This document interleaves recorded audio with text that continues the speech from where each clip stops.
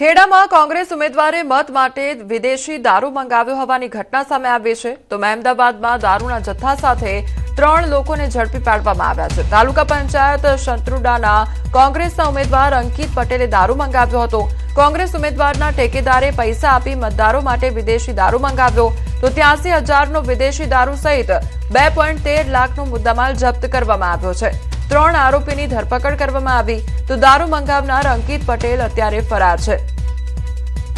તો ખેડાની આ ઘટના સામે આવી છે કે જ્યાં ચૂંટણી માટે દારૂ મંગાવવામાં આવ્યો છે। સંવાદદાતા ઉમંગ અમારી સાથે જોડાઈ ગયા છે।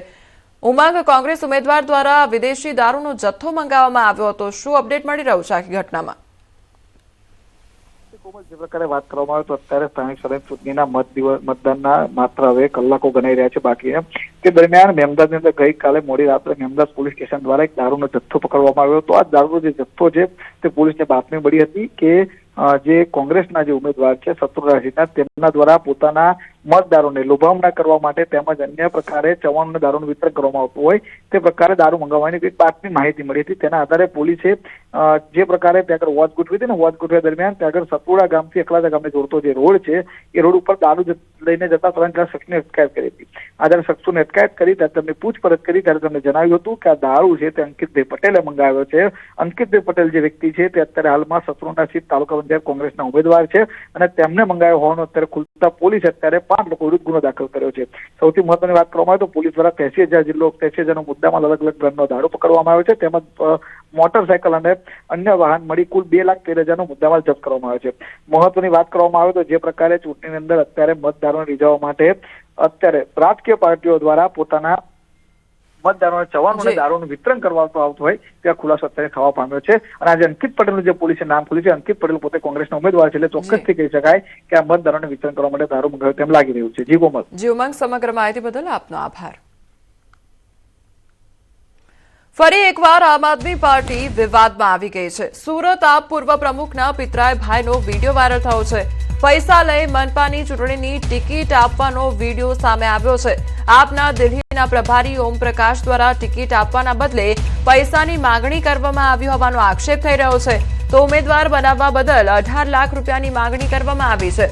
18 લાખ સામે 8 લાખમાં ડીલ થઈ હતી તો ટુકડે ટુકડે કરી લાખો રૂપિયા લીધા બાદ પણ ઉમેદવાર ન બનાવતા નવનીત નાવડિયાએ વિડીયો વાયરલ કર્યો છે।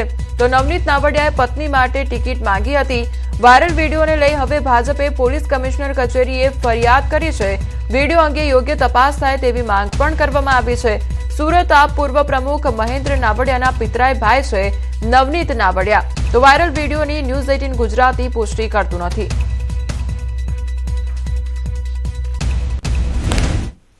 हाँ, कल सुबह तक हो जाएगा। कल सुबह मतलब अर्ली मॉर्निंग 11 से 12 बजे बता दो। 12 से 1 मिनट नहीं होने दूंगा। ठीक है, अब 5 करवा दो। ये 3 जो है वो कह रहे हैं फिर बाद में टिकट अनाउंसमेंट के बाद में अलाउंस हो जाएगा तब मेरा पास जितना हो जाएगा सर उतना मैं दे दूंगा, लेकिन 5 की बात कंफर्म और एक आपकी गिफ्ट कंफर्म, वो मेरा आपको वादा है। मेरी गिफ्ट तो चलो ठीक है, वो हम ले लेंगे जो लेना होगा आपसे। अभी 5 का आप अगर रात तक करवा सकते हो तो करवा दो। ठीक है, मैं कोशिश करता हूँ। मेरे पास अभी 3 में जो ऑफिस पहुँचू ने तो मैं आपको फोन करता हूँ तो मेरे को बाहर मिलना, अरेंज करवा दूंगा। ठीक ओके सर। और क्लियर की तरह थोड़ा जल्दी बता दो। जल्दी क्लियर कंफर्म सर, कंफर्म वादा। क्योंकि 5 करना आपके लिए कोई ज्यादा बड़ी बात नहीं है। आपकी भी बख्शिश हो जाएगी। मेरा टिकट में नाम आपका आ गया तो बाद में बख्शिश नहीं किया जाएगा। अभी इसका ना जो बचा हुआ 2.5 है वो जरा देख लो कितने बजे तक बता दोगे आप? मैं आपको 6:30 बजे तक बता देता हूँ। 100 कोशिश करो इधर उधर से जुगाड़। मैं बस अभी वही काम कर रहा हूँ। अभी तक मैं सिटी में था, सिटी से घर आया, घर आके मैं मुँह धो। आप जानते हो इस सिस्टम में वहाँ जब तक पैसा पहुँचेगा नहीं तो वो लोग एक्टिवेट होते नहीं है। वो लोग को लगता है कि हम ऐसी फालतू बातें कर रहे हैं। नहीं, इसलिए वैसे डिले हो गया। अगर सुबह तक आप कर देते तो अभी तक पैसा पहुँच गया होता है। आम आदमी पार्टी वोर्ड नंबर 1 માંથી મારી વાઈફે ઉમેદવારી નોંધાવી હતી। તો પાર્ટીની અંદર દિલ્હીથી આવેલા સહયોગી છે, એ સહયોગીએ મારી પાસેથી પૈસા લઈને મને એને કમિટમેન્ટ આપ્યું હતું કે હું તમને ટિકિટ આપીશ અને એ લોકોએ મારી પાસેથી પૈસા લઈને ટિકિટ મને આપી નથી. અને બીજા નંબરમાં જે બીજા લોકોને પાર્ટીએ બીજા પાસેથી ફંડ અને પૈસા લઈને એ લોકોને ટિકિટ આપી છે. આ ઘટના મારી સાથે છેતરપિંડીની આમ આદમી પાર્ટીએ કરેલી છે. મારી સાથે 7 લાખ રૂપિયાની વાત થઈ હતી, એમાંથી મેં 3 લાખ રૂપિયા દિલ્હીના જે પ્રભારી ઓમ પ્રકાશ કરીને છે એમને મેં આપેલા છે. એમના સીસીટીવી ફૂટેજ, કોલ રેકોર્ડિંગ બધું મારા પાસે છે. સ્થાનિક સ્વરાજની ચૂંટણીના પ્રચાર પડઘમ શાંત થયા છે, ત્યારે ચર્ચામાં રહેલ વિસાવદર વિધાનસભાના મતદારોનો મિજાજ જાણવાનો પ્રયાસ કર્યો હતો. થોડા સમય પહેલા જ વિસાવદરના ધારાસભ્ય બનેલા ગોપાલ ઇટાલિયા સામે વિસાવદર વિધાનસભા વિસ્તારમાં ભારોભાર રોષ જોવા મળી રહ્યો છે. ફક્ત ચૂંટણી ટાણે સભાઓમાં જ ધારાસભ્ય દેખાય છે, પરંતુ વિસ્તારના વિકાસ માટે અનેક રજૂઆત કરવા છતાં પણ હજી સુધી કોઈ જ વિકાસ થયો નથી. ધારાસભ્ય વિસ્તારમાં ફરકતા પણ નથી તેવા પણ આક્ષેપો થઈ રહ્યા છે. તો લોકોનો આરોપ છે કે ધારાસભ્ય વિસાવદરમાં નજરે પડતા નથી. તેમને વિસાવદરના લોકો ગોતે છે, કારણ કે તેઓ વિસાવદરના બદલે સુરતમાં વધુ હોય છે. લોકોનો આરોપ છે કે તે જમીન પર નહીં પણ માત્ર સોશિયલ મીડિયા પર જ એક્ટિવ રહે છે. તે લોકોના મુદ્દાઓ ઉઠાવવાના બદલે ફક્ત ખોટા મુદ્દાઓ ભટકાવીને લોકોને ગેરમાર્ગે દોરવાનો પ્રયાસ કરી રહ્યા છે.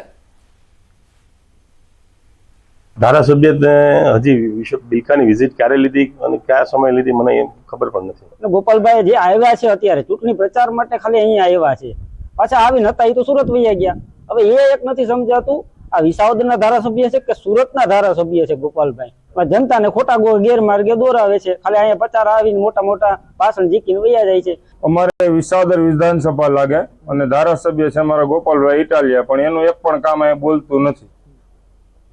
કોઈ રજૂઆતો કરી હોય તો કોઈ વિકાસના કાર્યો રજૂઆત એની પાર્ટીના કાર્યકરોને અમે રજૂઆત કરીને આપી છે, પણ હજુ એમાં કઈ મૂવમેન્ટ આગળ નથી.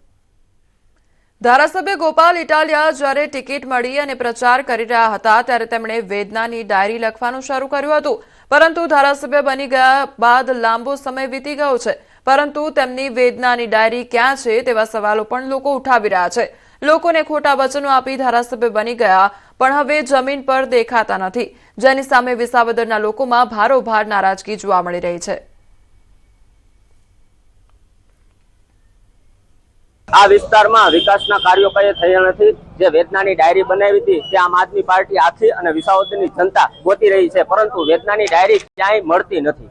ફક્ત ને ફક્ત વાતો કરી, પેટા ચૂંટણી વખતે ફક્ત ને ફક્ત વાતો કરી હતી અને ચૂંટણી જીતવા માટે ખાલી વાતો જ કરી હતી. હકીકતે કાંઈ પણ કામ થયા નથી. એક ગામમાં 150 કામ લખાવેલા હતા લોકોએ, પરંતુ એ 150 માંથી 2 કામે થયા નથી. અને અત્યારે જે લોકો એમને સવાલ કરી રહ્યા છે કે ભાઈ અમે કામ લખાવ્યા હતા એ મતલબ અમને કરી બતાવો, તો જે આમ આદમીના ધારાસભ્ય છે એ એમ કહેવા માંગે છે કે સત્તા ઉપર હું નથી. તો શું તમને 8 મહિના પહેલા 10 મહિના પહેલા ખબર નહોતી કે સત્તા તમારા પક્ષમાં નથી? ત્યારે તો લોકોને તમે ભરીને કામ લખાવેલા હતા.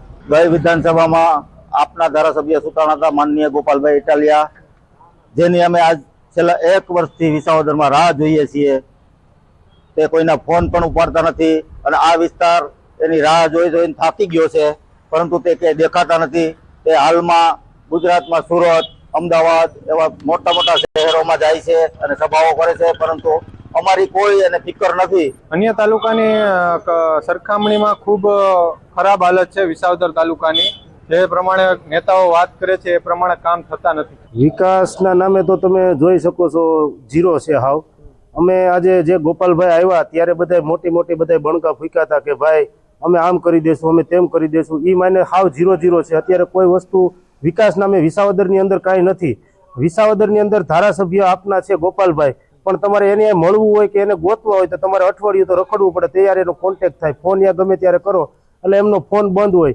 વિસાવદર સીતાસી વિધાનસભામાં ગમે ગામડે તમે જોઈ લો, ક્યાંય વિકાસ નામે ઝીરો છે, કોઈ વસ્તુ છે નહીં. ખાલી વાતો છે અને સોશિયલ મીડિયામાં છે. એની પાસે જે માણસો છે એ સોશિયલ મીડિયા વાળા છે, બાકી કાંઈ છે નહીં વિસાવદર તાલુકાની અંદર. અને એને મળવું હોય તો વિસાવદર મળવું, સુરત મળવું, એ કાંઈ નક્કી નથી થતું અમને. એના એક ગામમાં ફરો ને એટલે તમને ખ્યાલ આવશે કેવો વિકાસ થયો. વિકાસ નામે 1 વર્ષ ત્યાં વિકાસ નામે હાવ ઝીરો છે. હું તમને પહેલા કહું છું, એક પણ રોડના જોબ નંબર અમારા ધારાસભ્ય શ્રી લઈ આવ્યા તો અમને બતાવે. આમ આદમી પાર્ટીને મોટો રાજકીય ઝટકો વાગ્યો છે. રાઘવ ચડ્ડા વિધિવત જોડાયા છે બીજેપીમાં, ત્યારે રાઘવ ચડ્ડા સહિત 7 સાંસદો બીજેપીમાં જોડાયા છે. નીતિન નવીનની હાજરીમાં તેઓ ભાજપમાં જોડાયા. પ્રેસ કોન્ફરન્સમાં રાઘવ ચડ્ડાએ આપ પર આકરા પ્રહાર કર્યા છે. આપ પાર્ટી ભ્રષ્ટાચારી નેતાઓના હાથમાં છે. પંજાબ ચૂંટણી પહેલા આપને મોટો આંચકો વાગ્યો છે.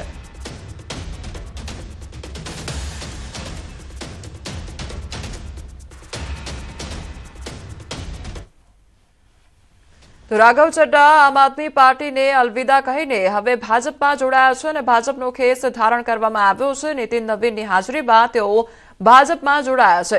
તો પંજાબ ચૂંટણી પહેલા આમ આદમી પાર્ટીને આ મોટો આંચકો વાગ્યો છે. તો પ્રેસ કોન્ફરન્સ પણ તેમના દ્વારા કરવામાં આવી અને આમ આદમી પાર્ટી પર અનેક આકરા પ્રહાર તેમના દ્વારા કરવામાં આવ્યા. वो आम आदमी पार्टी आज पूरी तरीके से अपने सिद्धांतों से, अपने मूल्यों से, अपने कोर मॉरल और वैल्यूज से भटक चुकी है. और अब ये पार्टी देश के लिए नहीं, देश के हित के लिए नहीं, बल्कि अपने पर्सनल फायदे के लिए काम कर रही है. आप में से कई लोग पिछले कुछ सालों से मुझे ये कह भी रहे थे और मैं पर्सनली पिछले कुछ सालों से ये महसूस कर रहा था that I am the right man in the wrong party. I repeat, I am the right man in the wrong party. और बहुत शर्म के साथ ये कह रहा हूं कि जो पार्टी करप्शन खत्म करने की कसम खाकर बनी थी, वो पार्टी आज करप्ट और कॉम्प्रोमाइज्ड लोगों के हाथ में बुरी तरीके से फंस चुकी है. और इसीलिए हर वो देशभक्त आदमी जो भारत मां की सेवा करने के लिए आम आदमी पार्टी से जुड़ा था, पार्टी छोड़ चुका है या वो आम आदमी पार्टी छोड़ रहा है एक एक करके. मैं सरल भाषा में कहूं तो हम अपना करियर बनाने के लिए राजनीति में नहीं आए थे. हम लोग अपना करियर छोड़ के देश के लिए राजनीति में आए थे. और यदि देश के लिए काम इस पार्टी में नहीं हो पा रहा है, वो इसलिए क्योंकि अब आम आदमी पार्टी वो पुरानी वाली आम आदमी पार्टी नहीं रही. માર્કેટ કેપની દ્રષ્ટિએ દેશની સૌથી મોટી કંપની રિલાયન્સ ઇન્ડસ્ટ્રીઝે 31 માર્ચ 2026ના રોજ પૂર્ણ થયેલા ચોથા ક્વાર્ટરના પરિણામો જાહેર કરી દીધા છે. રિલાયન્સ ઇન્ડસ્ટ્રીઝ લિમિટેડનું નાણાકીય વર્ષ 2025-26ના જાન્યુઆરી માર્ચ ક્વાર્ટરમાં ₹16,971 કરોડ કન્સોલિડેટેડ પ્રોફિટ નોંધાયો છે. માર્જિન પણ દબાણની વચ્ચે આંકડો પાછલા ક્વાર્ટરના 18,645 કરોડ અને પાછલા વર્ષના 19,407 કરોડ કરતા ઓછો છે. કંપનીની કન્સોલિડેટેડ આવક વધીને ₹2.94 લાખ કરોડ થઈ છે, જે ડિસેમ્બર ક્વાર્ટરના 2.65 લાખ કરોડ અને પાછલા વર્ષના 2.61 લાખ કરોડ કરતા વધારે છે. આ ગ્રોથ મુખ્યત્વે રિટેલ અને ડિજિટલ સેવાઓમાં સ્થિર વિસ્તારને કારણે થયો છે. જીઓ પ્લેટફોર્મ્સનું ચોથું ક્વાર્ટરમાં EBITDA વાર્ષિક ધોરણે 17.9% વધીને 20,060 કરોડ થયું છે.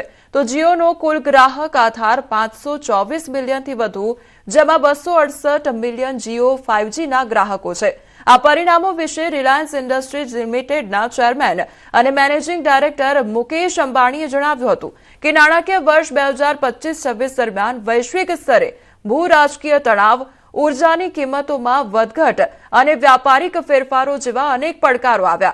તેમ છતાં ભારત અને રિલાયન્સે આ પરિસ્થિતિઓમાં પણ સ્થિર વૃદ્ધિ જાળવી રાખી છે.